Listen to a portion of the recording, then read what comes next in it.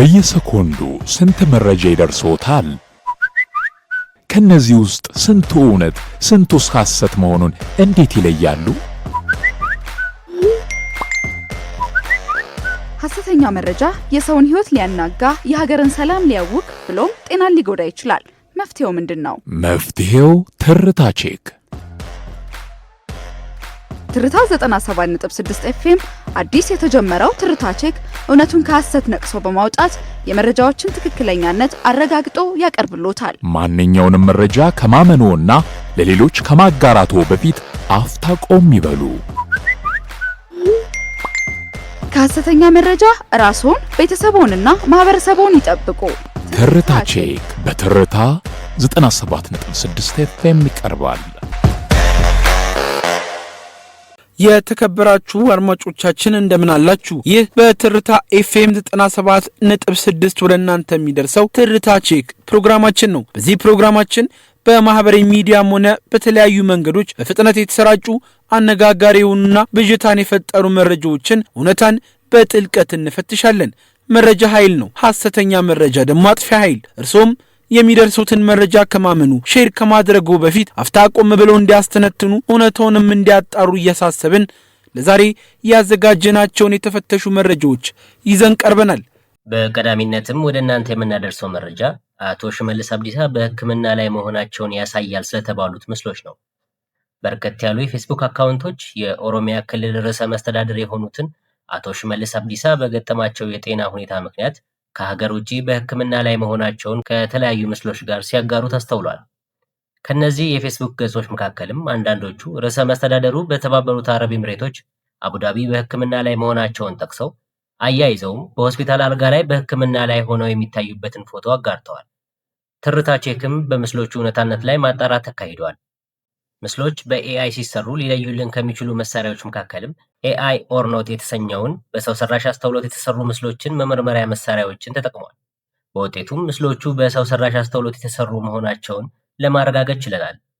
ምስሎቹ የተጋሩበትም አውድ በማህበራዊ ሚዲያ ላይ ርዕሰ መስተዳድር አቶ ሽመልስ አብዲሳ በገጠማቸው የጤና እክል ምክንያት በተባበሩት አረብ ኤምሬቶች አቡዳቢ ሕክምና ላይ መሆናቸውን የሚጠቁሙ መረጃዎች መሰራጨታቸውን ተከትሎ ሲሆን መረጃዎች እንዲህ ባሉ ጊዜያት ተዛብተው ሊሰራጩ ስለሚችሉ መሰል ምስሎችን ከማመናችንና ከማጋራታችን በፊት ተገቢውን ማጣራት እንድናደርግ ትርታ ቼክ ያሳስባል። ወደ ሁለተኛው መረጃ ስናልፍም በቅርቡ በማህበራዊ ሚዲያ ላይ በርካታ ገጾች በተለይም በትዊተር እና በፌስቡክ ላይ የኢፌዴሪ ጠቅላይ ሚኒስትር አብይ አህመድ ከሌሎች ከፍተኛ የመንግስት ባለስልጣናት ጋር በመሆን ሺሻ ሲያጨሱ የሚያሳይን ፎቶና ቪዲዮ በማያያዝ ማጋራታቸውን ተመልክተናል። ምስሎቹና ቪዲዮዎቹም በርካታ ተመልካቾችን ያገኙ ሲሆን በርካቶችም ደግሞ አጋርተዋቸዋል። ይሁን እንጂ ትርታ ቼክ በፎቶዎቹና በቪዲዮዎቹ ላይ ተገቢ ማጣራት አካሂዷል።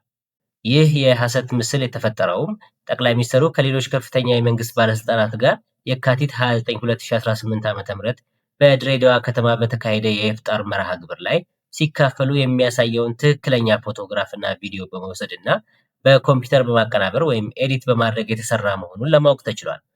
በመሆኑም ጠቅላይ ሚኒስትር አብይ አህመድ ከሌሎች ከፍተኛ የመንግስት ባለስልጣናት ጋር በመሆን ሺሻ ሲያጨሱ የሚያሳይ ተብሎ የተሰራጨው ቪዲዮና ምስል የተቀናበረና ሐሰተኛ መሆኑን ትርታ ቼክ አረጋግጧል። ትክክለኛዎቹ ምስሎችም በድሬዳዋ ከተማ አስተዳደር የመንግስት ኮሚኒኬሽን ቢሮ ገጽ ላይ እንዲሁም በሌሎች የመንግስት ሚዲያ ገጾች ላይ የተገኙ ሲሆን በእነዚህ ኦሪጂናል ምስሎችም ላይ ምንም አይነት የሺሻ ዕቃ አይታይም። በመሆኑም ህብረተሰቡ የተሳሳቱና ሆን ተብለው የተቀናበሩ የሐሰት ምስሎችን ባለማጋራት ራሱን ከሐሰተኛ መረጃዎች እንዲጠብቅ ትርታ ቼክ አጥብቆ ያሳስባል። ወደ መጨረሻው መረጃችን ስናልፍ ከሰሞኑ ቲክቶክ፣ ትዊተር እና ፌስቡክን ጨምሮ በተለያዩ ማህበራዊ ሚዲያዎች ላይ በተለያዩ ገጾች አማካኝነት በእጃችን ገብቷል፣ ድሉ የአማራ ፋኖ ብሔራዊ ኃይል ንቅናቄ ነው ከሚል ጽሑፍ ጋር ምስሎች መጋረታቸውን ተመልክተናል። ይዘቶቹም የፋኖ ታጣቂዎች የጸረ ድሮን መሳሪያ መታጠቁን የሚገልጹ ሲሆኑ በእጃችን ገብቷል በሚል በስፋት ሲዘዋወሩ ተመልክተናል።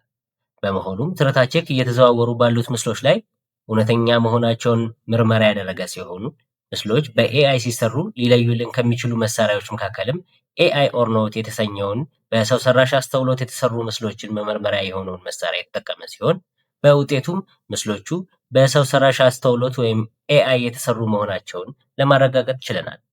ከዚህም በተጨማሪ ምስሎቹ ላይ ባደረግነው የእይታ ዳሰሳ ምስሎቹ በስተቀኝ ግርጌ ላይ ጀሚናይ የተሰኘው ባለቤትነቱ የጎግል የሆነ ሰው ሰራሽ አስተውሎት ምልክቱ የታተመበት ሲሆን ይህም ምስሎች በጀሚናይ በሚሰሩበት ጊዜ የሚኖር ዋተርማርክ መሆኑን ልብ ይሏል። በመሆኑም ምስሎቹ ሐሰተኛ መሆናቸውን ትርታ ቼክ አረጋግጧል። አድማጮቻችን ለዛሬ የፈተሽናቸው መረጃዎች እነዚህን ይመስለው ነበር። እናንተም ጥርጣሬ የገባችሁ እውነቱ ቢጣራ የምትሉት መረጃ ካለ በትርታ 97.6 የዩቲዩብ ቻናላችን ላይ በኮሜንት ልታስቀምጡልን ትችላላችሁ። ትርታ ቼክ ቡድናችንም አጣርቶ ወደ እናንተ ያደርስላችኋል።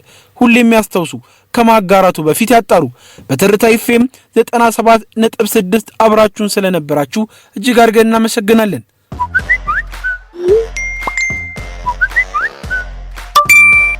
በየሰኮንዱ ስንት መረጃ ይደርሶታል? ከነዚህ ውስጥ ስንቱ እውነት ስንቱስ ሐሰት መሆኑን እንዴት ይለያሉ?